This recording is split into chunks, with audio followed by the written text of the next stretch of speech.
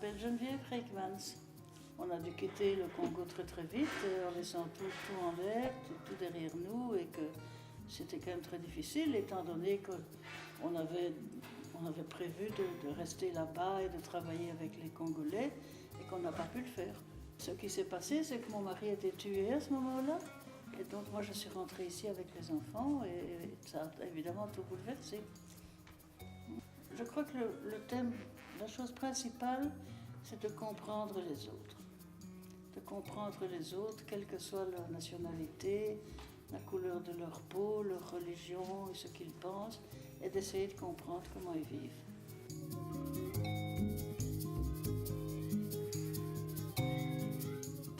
Je m'appelle Jacqueline et je suis née en 1940, donc au tout début de la guerre. Vécu un conflit, c'est beaucoup dire, puisque comme je vous expliquais, je suis née en 1940, donc c'était le tout début du conflit. Mais je suis dans une famille où on a beaucoup parlé de la guerre, celle de 40, et aussi beaucoup de la précédente, celle de 14-18, parce qu'ils ont été touchés de près par ces choses-là. J'avais un grand-père médecin qui a soigné les blessés en 14-18, sa maison était devenue un dispensaire, et il me racontait ce qui s'était passé, les gazés, les jambes qu'on coupait sans anesthésie, maman qu'on envoyait au bout des jardins pour qu'elle n'entende pas crier, tout ça. Donc ça me frappait en tant qu'enfant quand on m'expliquait ça. Ma grand-mère ensuite, quand j'allais passer les vacances chez ma tante et que ma grand-mère était là, je m'asseyais sur ses genoux, elle me racontait des histoires des petits ours, mais aussi les histoires de la guerre et tout ce qui s'était passé. Donc j'étais un petit enfant, mais ça m'a frappé, oui. Je pense que rien n'est gagné et qu'il faut être très vigilant, qu'on a la chance de vivre dans une période de paix depuis très longtemps maintenant, mais il y a des guerres un peu partout et je crois qu'il ne faut jamais dire ça n'arrivera plus. Il faut toujours avoir en mémoire que ça peut encore arriver, qu'il n'y a rien de plus affreux et qu'il faut donc essayer par tous les moyens possibles que ça n'arrive pas. Mais d'un autre côté, il ne faut pas non plus tout accepter pour que ça n'arrive pas. S'il n'y a pas de bonne guerre, il faut parfois avoir le courage de maintenir la paix. C'est que même après des horreurs, parce que ces deux guerres, la guerre de 14, quand on entend presque était plus terrible que la guerre de 40, la guerre de 40 avec tout ce qu'elle a eu d'excessif et d'horrible, malgré tout, on en finit par en sortir, on finit par oublier, entre guillemets, une partie des choses, puisque notre ennemi de toujours, qui était l'Allemagne, est quand même devenu un grand allié dans l'Europe. Donc ce n'est pas impossible, en ouvrant son esprit, en essayant de comprendre, et en se disant que les petits-enfants de ceux qui ont fait des horreurs ne sont pas responsables, et qu'ils n'étaient pas tous d'accord avec ça. Et que parfois on est entraîné sans se rendre vraiment compte. Et c'est ce qu'il faut essayer de faire, si on peut, c'est essayer de ne pas être aveugle, de bien se rendre compte des choses comme elles sont, de ne pas se laisser un peu trop influencer parce qu'on nous raconte de tous les côtés, parce que ça arrange pas mal de gens. Tout va bien, non, tout ne va pas bien. Et il faut le savoir et faire en sorte que ça aille mieux.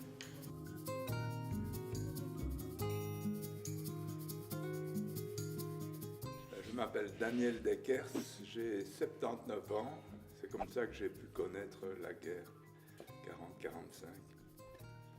J'avais donc 4 ans et demi quand elle a commencé. Disons que dans les souvenirs que j'ai, la première chose c'est le début de la guerre. Donc le 10 mai 40, nous étions avenue Franklin Roosevelt dans une maison et comme c'était on trouvait que c'était un endroit dangereux. On a été en voiture jusque ici, à Lannes, en passant par la forêt de Soignes pour ne pas aller sur les grandes routes. Et c'était ça qu'on a fait le 10 mai 40. Après, nous sommes partis en exode. Mes parents, ma sœur et moi, ma sœur était toute jeune, elle est née le 1er janvier 1939. Et donc j'ai des images très nettes de la traversée de la France qui était déjà démolie, les ponts provisoires, et on a continué jusque La Rochelle. Et à La Rochelle, on s'est arrêté, Et c'est là que les armées allemandes nous ont retrouvés. On ne se rendait pas bien compte des dangers, mais on avait quelques indications. Par exemple, on prenait le tram. Il y avait un tram qui arrivait à Laon à l'époque. Et quand on est arrivé à Bruxelles, on a dû descendre et on a été fouillé par les soldats. Ça, c'est une image qui me reste. Avenue Churchill. Moi, j'ai voulu voir si j'avais des photos de cette période. Je me suis rendu compte que j'en avais presque pas. On faisait beaucoup moins de photos. J'ai, dans mon album de photos de cette période-là, j'ai uniquement le fait que mes parents m'avaient envoyé dans une ferme en Flandre, parce qu'à l'époque, quand même, on mangeait pas si bien, et dans une ferme, on mangeait mieux. Là, j'ai des photos de quand j'étais dans cette ferme. C'est un des seuls endroits pour lesquels j'ai des photos. Surtout essayer d'être original, je dirais, c'est de ne pas forcément suivre tout ce qu'on vous dit de suivre, mais d'essayer d'avoir sa petite façon de voir le monde, parce que le monde, il ne change que s'il y a des nouvelles idées. Hein. Si on continue les vieilles idées, on n'avancera pas. Donc, c'est important de ne pas... par exemple, c'est important de se dire que même enfant, on peut déjà faire beaucoup de choses. Ici, il y a la section de Waterloo de Amnesty International. Et puis, j'ai aussi des activités de défense des droits humains d'autres peuples, enfin de certains peuples. Par exemple, la Palestine ou les Sahraouis. C'est essentiellement la défense des droits humains. C'est donc suivre leurs problèmes, essayer de les aider, en tout cas essayer de comprendre leurs problèmes. Ça, oui, c'est très important pour moi.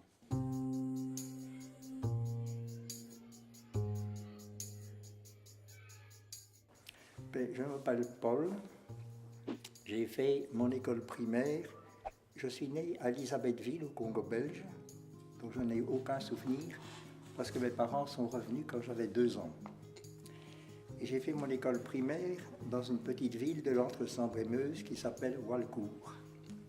Et là, j'ai gardé un bon souvenir parce que c'est une localité sympathique avec un paysage terrible. C'était au mois de mai, je ne me rendais pas compte, j'avais 6 ans, de mai 1940. Et j'ai été réveillé par mon papa qui est entré dans la chambre et qui m'a dit « Fiston, dépêche-toi, habille-toi, c'est la guerre ». C'était donc le 10 mai 40.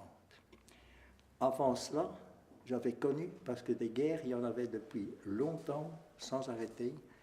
La plus terrible, c'était 1936, la guerre civile d'Espagne, qui avait éclaté donc en 1936 entre le gouvernement républicain, normalement élu en Espagne, et un général, donc un militaire qui s'appelait Franco et qui voulait prendre le pouvoir pour établir en Espagne un régime analogue au nazisme en Allemagne avec Adolf Hitler, au fascisme en Italie avec Mussolini, qui étaient ses 2 copains. Donc papa, le 10 mai 40, après m'avoir dit « Lève-toi, fiston », a revêtu son costume de soldat et est parti. Et il avait dit à maman, se souvenant de 14-18, où ils avaient été terribles à Dinan, où il y avait eu des massacres épouvantables, plus de 700 tués civils. Il avait dit à maman, quand les Allemands approchent, il faut fuir. Et ce que maman a fait probablement le 12 mai, dans un document que j'ai écrit, appelons-le le livre, un livre si vous voulez, pour expliquer ce que j'ai vécu à mes enfants, mes petits-enfants. Je termine en félicitant ma mère de pouvoir être revenue avec 2 enfants vivants, sans aucune blessure, après un bazar pareil, une épopée pareille. Parce que je vous assure que le long du trajet, on ne voyait que des cadavres. Les cadavres qui étaient des gens comme nous finalement, mais tués par les mitrailleuses des avions allemands, étaient très souvent enveloppés dans une couverture. Donc on voyait tout le long du trajet, à gauche ou à droite, une couverture roulée et des pieds qui dépassaient, qui sortaient, etc. Et alors, j'oublie je ne pourrais pas citer au fil de tous les gens qui criaient « mais je suis perdu ». Où est ma mère, où est mon fils, où est mon enfant? C'était la débandade terrible. Je souhaite de ne plus jamais connaître une chose comme ça. Mai 40 et la fuite vers le sud de la France pour tous les Belges qui y sont partis, c'était vraiment invraisemblable. Parmi, j'adore beaucoup de choses, et notamment la littérature française. Et dans la littérature française, il y a un philosophe que vous connaissez au moins de nom qui s'appelait Voltaire. Et Voltaire a écrit plusieurs livres, dont un qui s'intitule Traité sur la tolérance. Eh bien, dans ce livre, il y a cette phrase qui est la plus belle que j'ai jamais connue et qu'on devrait mettre sur tous les pans de mur de toutes les écoles. Cette phrase qui est donc de Voltaire. Je ne suis pas du tout de votre avis, mais je me battrai, s'il le faut, pour que vous puissiez continuer à exprimer librement le vôtre. Ça s'appelle la tolérance.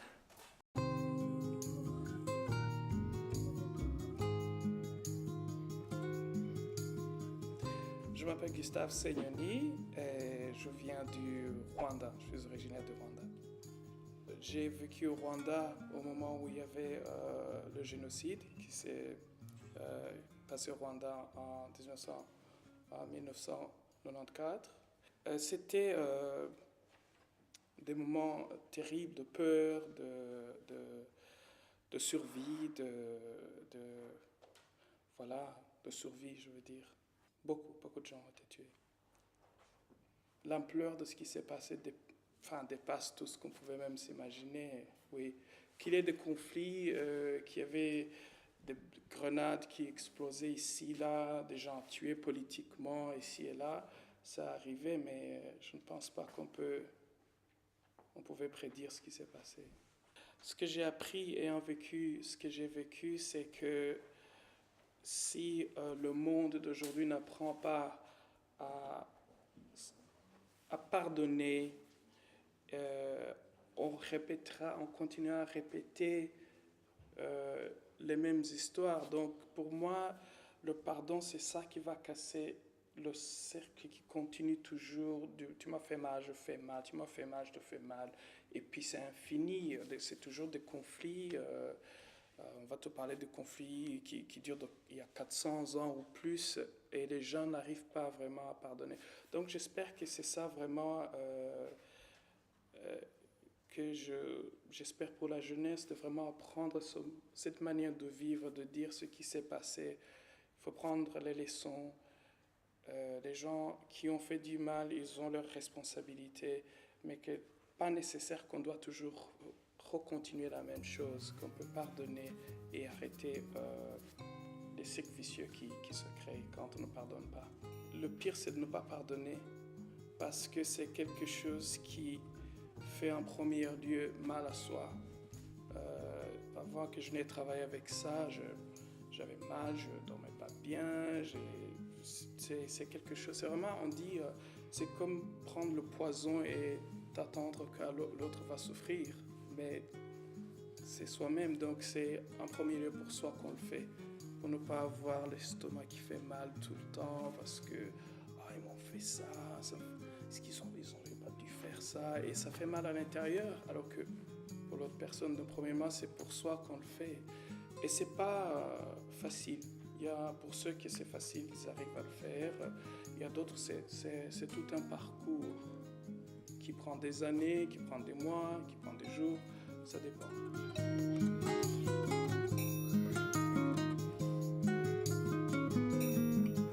Je m'appelle Vénuste. C'est un prénom tout à fait inconnu. J'aurais dit très rare, c'est même inconnu ici. Vénuste Linguyeneza. Et je viens du Rwanda, d'Afrique centrale. Je pense que vous avez entendu parler de ce qui s'est passé au Rwanda en 1994, qu'il y a eu un génocide là-bas. Et bon, j'étais là, j'ai vécu ça évidemment. Hein. Oui, j'étais en plein dedans. Bon, on passe par différents états d'âme, hein, parce qu'il y a la peur, il y a les surprises, il y a et toutes sortes, tout ce que la guerre peut apporter. Hein. Vous n'avez pas connu ça, je ne vous le souhaite pas. Mais quand on doit voir des gens qui s'entretuent et que soi-même on ne sait pas si on va passer la journée ou si le lendemain on sera encore en vie, et vous imaginez ce que ça peut être. Alors quand on doit aussi quitter chez soi, fuir la maison, sans savoir où on va, et tout à fait à l'aventure comme ça, voilà, c'est ce que j'ai vécu. Savoir la chance que vous avez, mais quand même être toujours sur ses gardes. Hein? Parce que ce qui s'est passé chez nous, oui, il y a toutes sortes de circonstances, de facteurs qui ont fait qu'il y avait la guerre, il y avait justement ce génocide. Mais c'est très facile que des gens profitent de certaines difficultés dans la société pour justement alimenter la haine. Donc, c'est bien que justement on soit éduqué justement à la paix. Là où on est, évidemment, on cherche à être plusieurs, parce que tout seul, c'est comme une montagne, on ne sait pas la déplacer tout seul. Mais si on est plusieurs, déjà pour créer une certaine conscience, c'est ce que je disais, donc il faut d'abord que l'information juste circule. Donc on sache ce qui se fait de bien aussi de mal. Hein. Encourager justement ce qui se fait de bien, essayer d'éviter ce qui se fait de mal. Donc ça, on sait quand même le réaliser. Si on est plusieurs, c'est encore mieux. Mais oui, il faut toujours des petites initiatives comme ça, hein, qui créent la... Évidemment, on aurait voulu que ce soit dans la conscience plus des politiciens, des gens qui ont l'autorité, qui ont le pouvoir de décision. Mais voilà, c'est pour ça c'est nous qui allons les élire, non? Les élections, c'est nous. Il faut choisir justement quelqu'un qui va promouvoir la justice et la paix. S'il y a quelqu'un qui organise déjà la casse dans la rue, voilà. L'effet papillon, c'est facile justement quand il y a une catastrophe qui se prépare. Mais pourquoi pas si on est plusieurs à se transmettre le flambeau comme ça? Oui. Le bien finit toujours par triompher, l'amour finit toujours par avoir le dessus. Malheureusement, il y a des martyrs qui passent là-dedans. Ça prend du temps, mais finalement, la folie finit par avoir une fin aussi. Donc, quelque part, il y a un moment où tout le monde comprend que ça suffit. Et alors là aussi, heureusement, aujourd'hui, avec les moyens modernes, comme justement la télévision, on arrive quand même à alerter justement l'opinion internationale. Et heureusement, il y a des instances où on peut parler de paix, où on peut justement intervenir.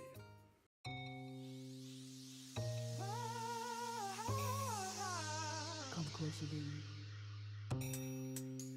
Come closer. Let me see what you got.